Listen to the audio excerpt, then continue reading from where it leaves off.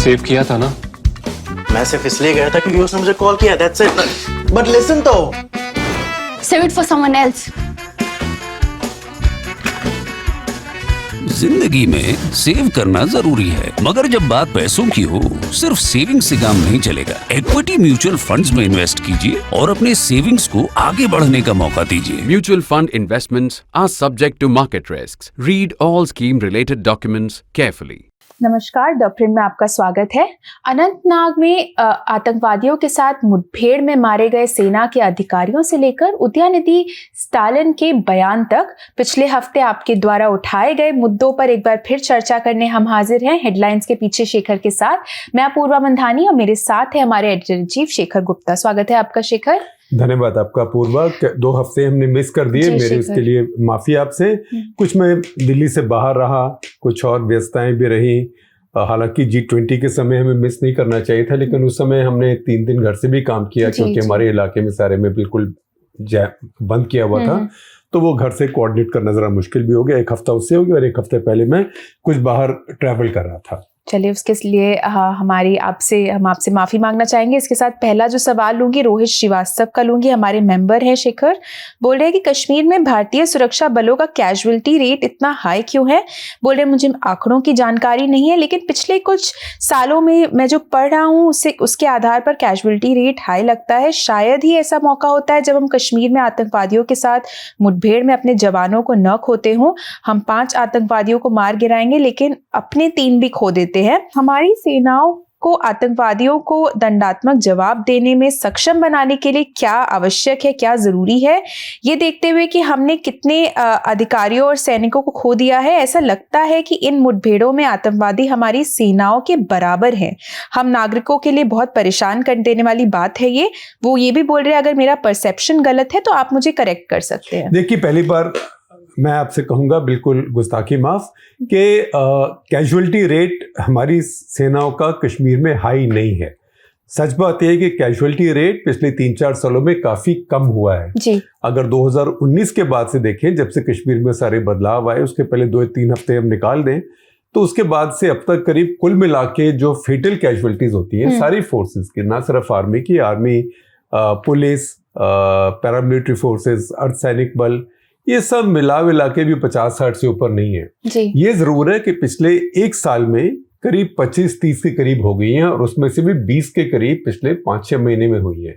ये अप्रैल में शुरू हुआ, 20 अप्रैल को एक हुआ, जो एक गाड़ी जा रही थी सेना की, कुछ इफ्तार के लिए खाना कुछ लेके जा रही थी और उसका एस्कॉर्ट नहीं था, तो अकेली गाड़ी जा रही थी, उसके ऊपर अटैक हुआ, 5 वहां मारे गए। फिर 5 कमांडोज थे हमारे, उनको लोर करके पुंछ के जंगलों में, राजौरी पुंछ के जंगलों में वो मारे गए।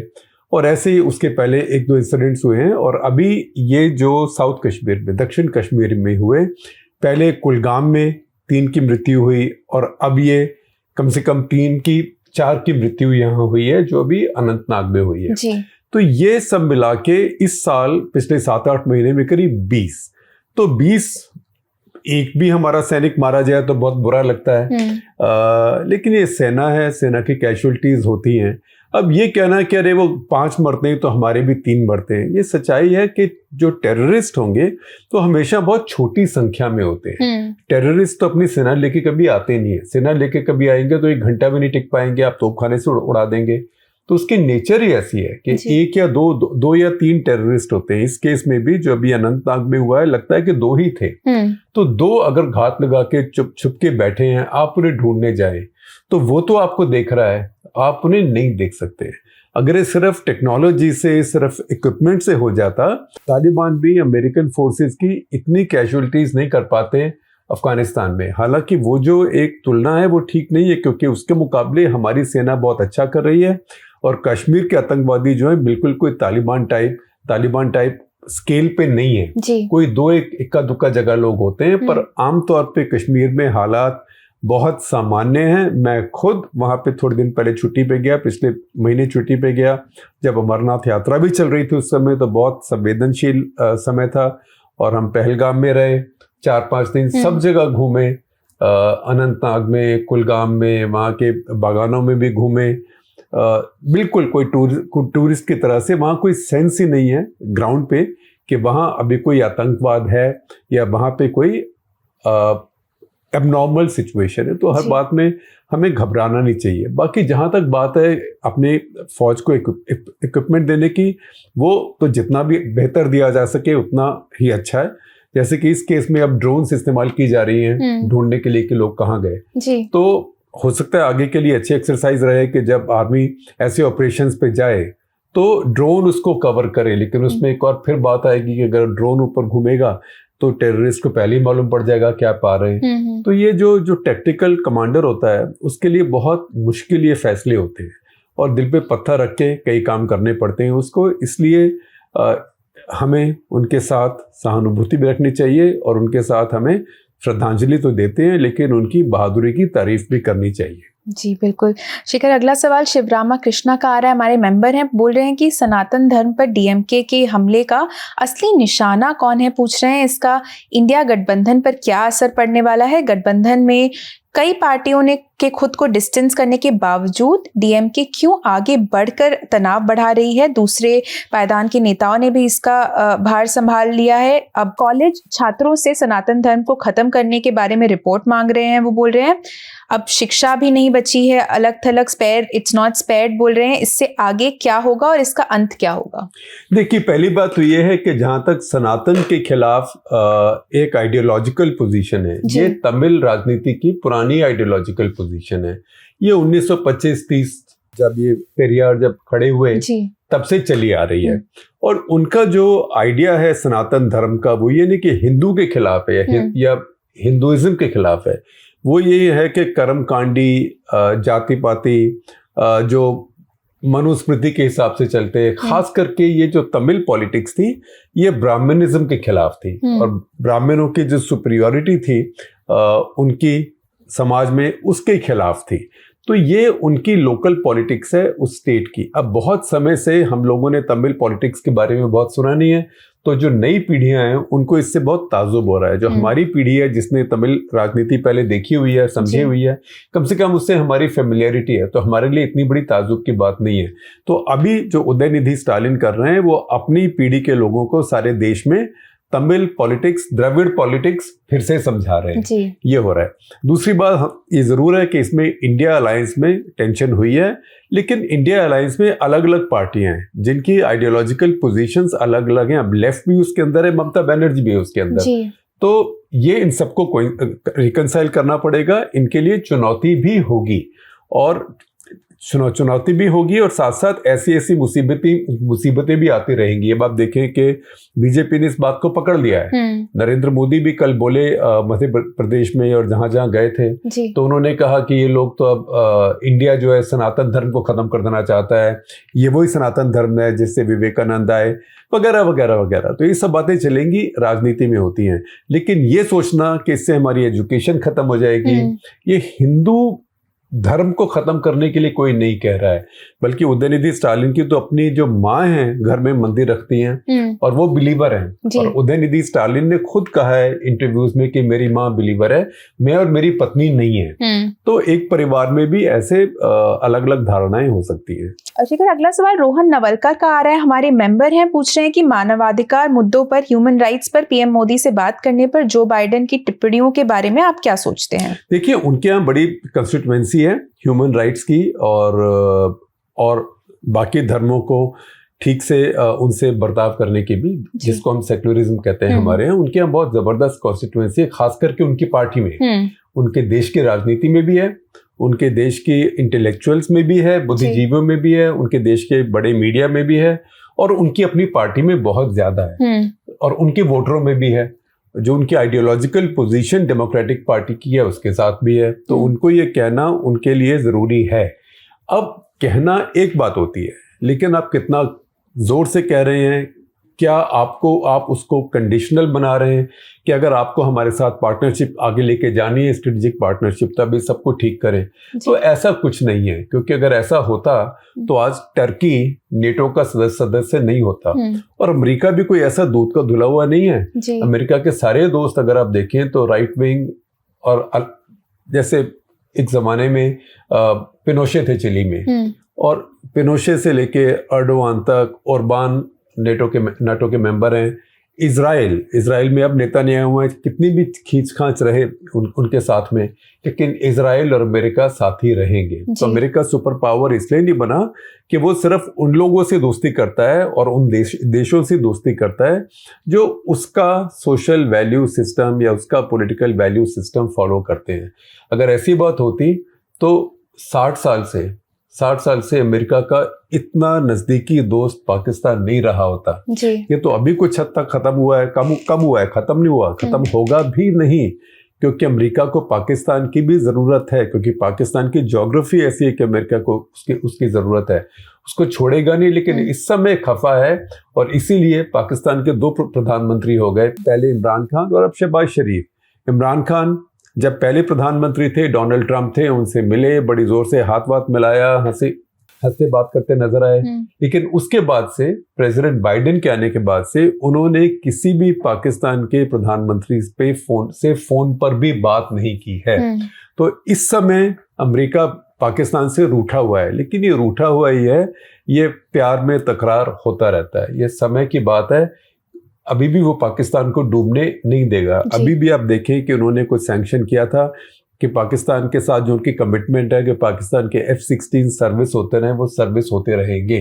तो देश ऐसी बातें करते हैं, बड़े देश, लेकिन उससे उनके आपस के रिश्तों पे फर्क नहीं पड़ता है और कई बातें ऐसी कहनी पड़ती हैं अपनी डोमेस्टिक कॉन्स्टिट्यूएंसी, जो डोमेस्टिक ऑडियंस होती है, उसको बताने के लिए भी।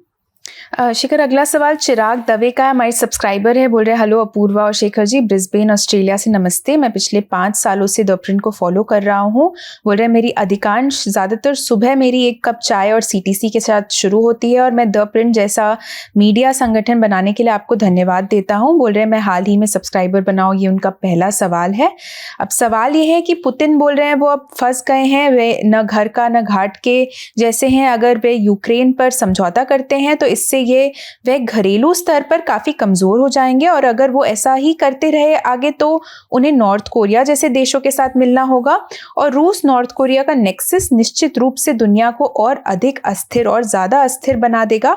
आपके विचार में इससे बाहर निकलने का क्या रास्ता है? देखिए, जो अभी पुतिन के साथ हुआ है वो यही है कि जिसको अंग्रेजी में हम कहते हैं पेंटिंग योरसेल्फ इनटू ए कॉर्नर, कि अब उनके पास ना इधर जाने को है ना उधर जाने को, लड़ाई में वो गुथे हुए हैं। ये लड़ाई अगर वो रोकते हैं, जहां तक पहुंचे, मान लीजिए दूसरी साइड वही राजी हो जाए कि ठीक है जितना आपने ले लिया उतना ठीक है, तो इतना ज्यादा कुछ लिया नहीं, क्योंकि क्राइमिया तो उनके पास पहले ही था जी। तो उनको एक तो उनकी जनता पूछेगी कितने लोग क्यों मरवा दिए, क्योंकि उनकी सेना की बहुत कैजुअलिटीज हुई हैं और बहुत नुकसान हुआ है। दूसरी बात, ये बात मुझे लगता नहीं कि ज़ेलेंस्की कभी मानेंगे और ज़ेलेंस्की के जो बैकर्स हैं नाटो वाले, वो भी कभी नहीं मानेंगे, क्योंकि उनको लगता है अभी कि इस समय पुतिन जो लगता था कि 3 दिन के अंदर अंदर कीव पे कब्जा करके अपने फेवरेट लोगों की हुकूमत बिठा देंगे, वो इस समय डिफेंसिव बैटल लड़ रहे हैं। वो इस समय हर मोर्चे पे धीरे धीरे, बहुत धीरे धीरे, और यही यूक्रेन का फेलियर है। यूक्रेन ने उम्मीद दी थी अमेरिका को और नेटो को कि वो बहुत जल्दी इनको खदेड़ देंगे कि उनके पास नए नेटो के हथियार आ गए। वो इतना जल्दी नहीं कर पा रहे, लेकिन धीरे धीरे ग्राइंडिंग तरीके से जो भी मोशन है वो बैकवर्ड्स है, चाहे बहुत धीरे है, वो बैकवर्ड्स है रूसियों के लिए। और रूसी इस समय डिफेंसिव बैटल लड़ रहे हैं, तो शिकारी खुद यहाँ शिकार हो गया वाली बात हो गई है। तो इस समय वो कहाँ जाएं? अगर वो हार मानते हैं तो उनका अपना अस्तित्व नहीं बचेगा रूस में, जीतने की उनको संभावना नजर नहीं आ रही है। तो इसमें अगर आप देखें कि जो दिल्ली डिक्लेरेशन है G20 का, उसमें कुछ लाइनें ऐसी हैं जो लगता है कि पुतिन को एक पैराशूट है। अच्छा। कि उसमें लिखा है कि आप पहले बोलें, कोई देश किसी देश को परमाणु हमले की धमकी नहीं देगा, तो पहले पुतिन कहीं बोले नहीं मैंने कभी नहीं बोला और मैं कभी नहीं करूंगा, एक बात हुई। दूसरी बात, UN जनरल असेंबली के रेजोल्यूशंस हैं यूक्रेन के ऊपर। हालांकि इस दिल्ली डिक्लेरेशन में रूस का मेंशन नहीं है, लेकिन ये कहा गया कि UN जनरल असेंबली के रेजोल्यूशंस हैं। उन रेजोल्यूशंस में कुछ जगह है। तो अगर रूस को कुछ गारंटीज चाहिए, क्या गारंटी चाहिए कि अच्छा नेटो का सदस्य यूक्रेन नहीं बनेगा, नेटो अपनी सेना यूक्रेन में नहीं रखेगा, यूक्रेन में कोई ऐसे न्यूक्लियर वेपन नहीं आएंगे, तो ऐसी गारंटीज वगैरह कुछ करके कुछ सेटलमेंट हो सकता है, सिर्फ अपनी इज्जत बचाने के लिए जी। उससे अब कितनी इज्जत बचती है ये कहना मुश्किल है, क्योंकि रूस बहुत बड़ी शक्ति है और रूस को पुतिन ने यही उम्मीद दिलाई थी कि 2-3 दिन का मामला है, इसीलिए वो अब तक इसको वॉर नहीं बोलते हैं, लड़ाई नहीं बोलते हैं, इसको अभी तक स्पेशल मिलिट्री ऑपरेशन बोलते हैं। जी। अगला सवाल प्रसन्नजीत भट्टाचार्य जी का है, हमारे मेंबर हैं, बोल रहे हैं कि इस IMEC प्रोजेक्ट में बहुत सारी लेयर्स हैं, प्रपोज्ड कॉरिडोर जॉर्डन और इजराइल से होकर गुजरता है, लेकिन हमने उनके नेताओं को बैठक में भाग लेते नहीं देखा। बोल रहे हैं इस बात पर कोई स्पष्टता नहीं है कि इस विशाल प्रोजेक्ट को कैसे फंड किया जाएगा और टाइमलाइन क्या है।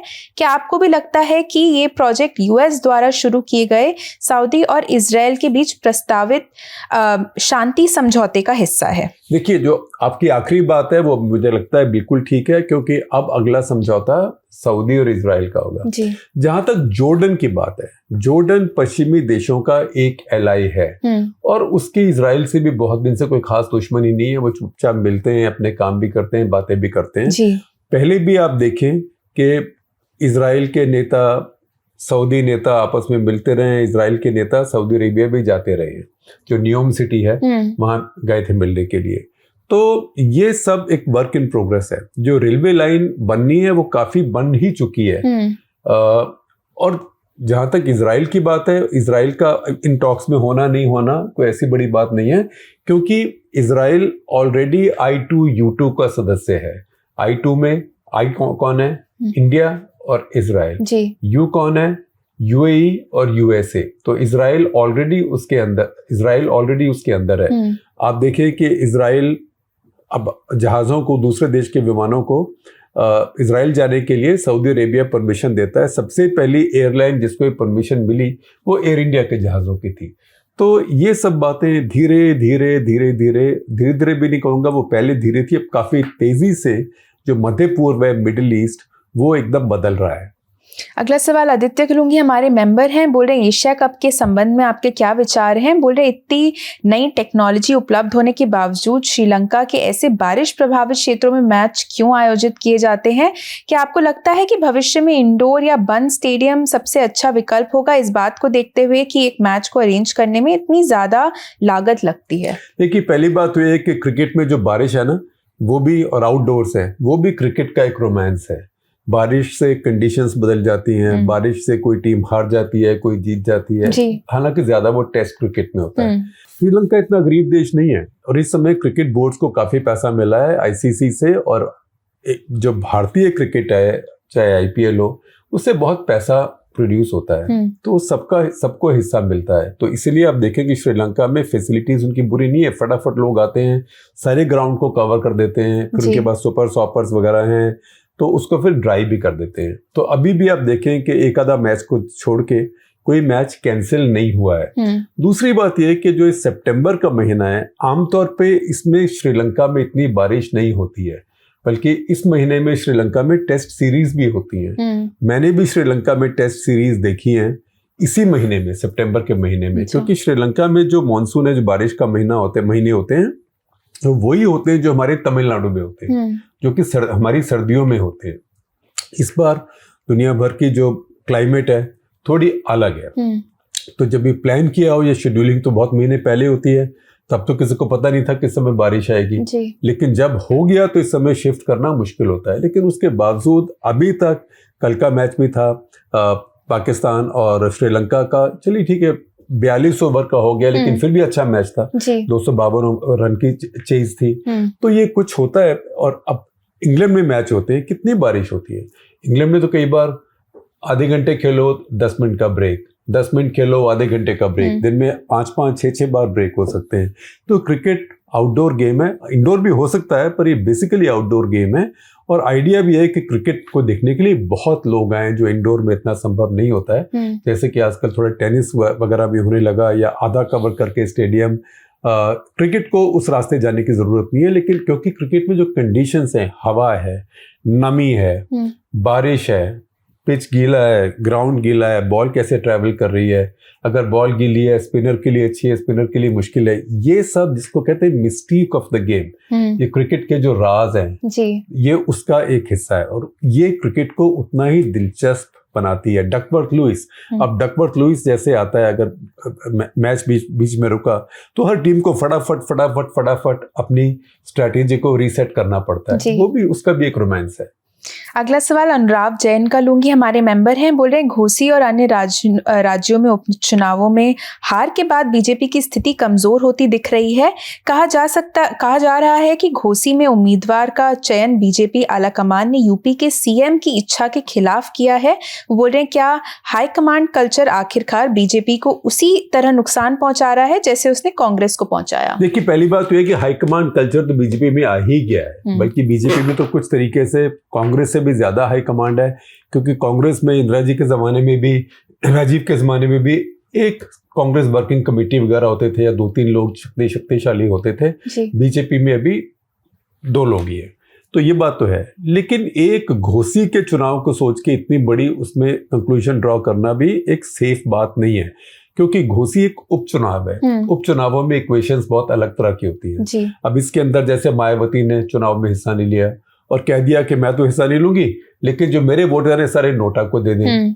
आपको नोटा को मालूम है कितने वोट मिले? 500 वोट मिले सिर्फ। तो सिर्फ मायावती के वहां 500 वोट थोड़ा है, तो मायावती के वोट कहाँ गए? तो हो सकता है जो मायावती के वोट थे वो बीजेपी को वोट नहीं देना चाहते थे, तो उन्होंने एसपी कांग्रेस का जो कॉम्बिनेशन था उसको दे दिया। वैसे भी वो एक विधानसभा सीट है और उपचुनाव है, उससे हमें जरूरत से ज्यादा, जिसको कहते हैं कि ओवर इंटरप्रेट नहीं करना चाहिए।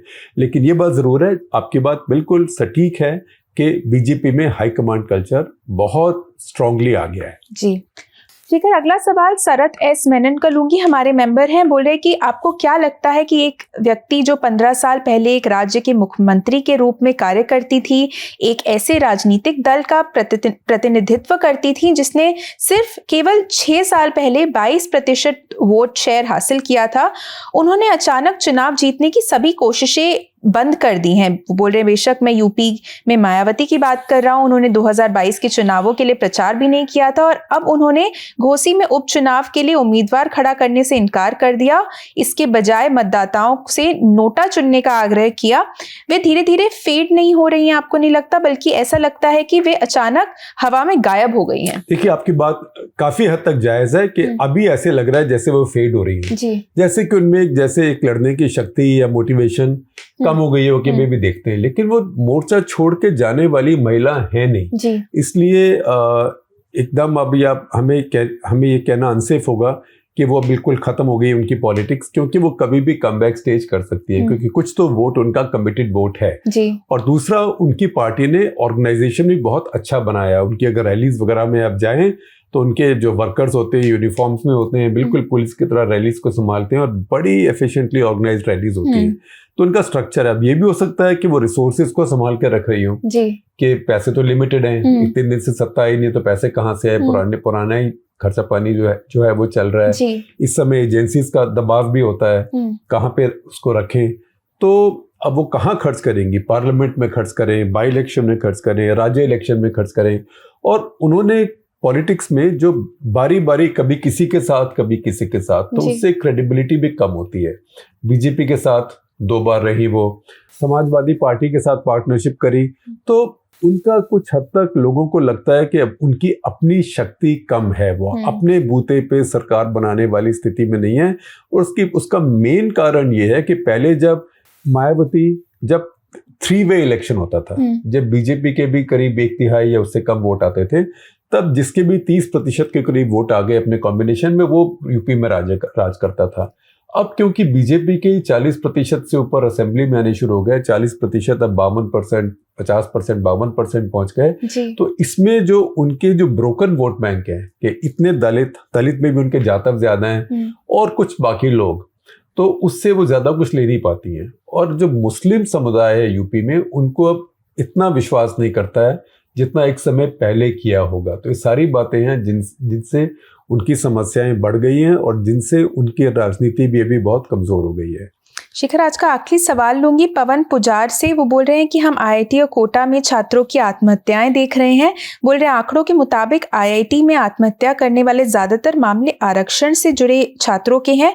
पूछ रहे हैं क्या आरक्षण उन्हें सीट पाने में मदद कर रहा है या उन्हें ऐसा महसूस करा रहा है कि वे पर्याप्त नहीं है, इनफ नहीं है, क्योंकि एक प्रतियोगिता होती है, एक तरह का कंपटीशन होता है जिसके लिए ज़रूरी होता है कि कड़ी मेहनत करने वाली मानसिकता हो, जो कि जो प्रवेश परीक्षाएं होती हैं उनमें परखा जाता है। देखिए, पहली बात तो ये कि बड़ी दुख की बात है और बड़े अफसोस की बात है कि कुछ ऐसे इंसिडेंट्स हुए हैं जहाँ पे छात्रों ने, और ये बड़े हार्ड वर्किंग छात्र हैं जिन्होंने आत्महत्या करी है। दूसरी बात ये भी कहूँगा कि उसको यही सोचना कि रिजर्वेशन वाले हैं और रिजर्वेशन से आए इसलिए हो रही है, ये गलत बात है जी। क्योंकि अगर आप पूरी परसेंटेज पे देखें कि सुइसाइड रेट पर मिलियन पर 10 लाख पॉपुलेशन, तो छात्रों की, आईआईटी के छात्रों की, कोटा के छात्रों की, देश भर के बाकी छात्रों से कम है। और अगर आप देखें कि सुइसाइड रेट, आत्महत्या रेट वैसे तो बहुत कैटेगरी हमारे लोगों की है जिसमें ज़्यादा हैं। स्टूडेंट्स की पहले सबसे बहुत ज़्यादा हैं, हाउसवाइफ्स जो कहते हैं गृहिणी, उनकी बहुत हैं, फिर बहुत लोग ऐसे हैं जो उधार नहीं चुका पाए।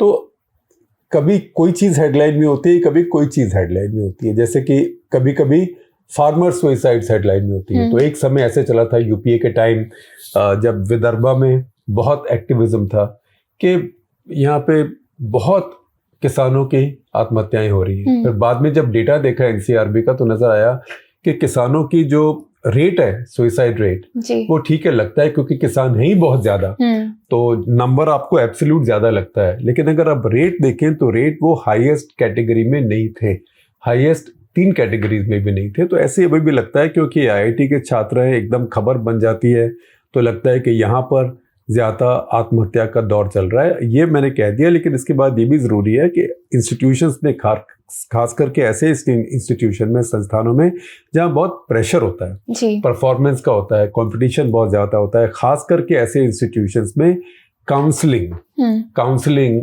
और बातचीत करते रहना छात्रों से, सुइसाइड प्रिवेंशन बहुत ज़रूरी है। और सुइसाइड प्रिवेंशन का जो मैकेनिज्म है उसको और सशक्त करना एक प्रायोरिटी होनी चाहिए।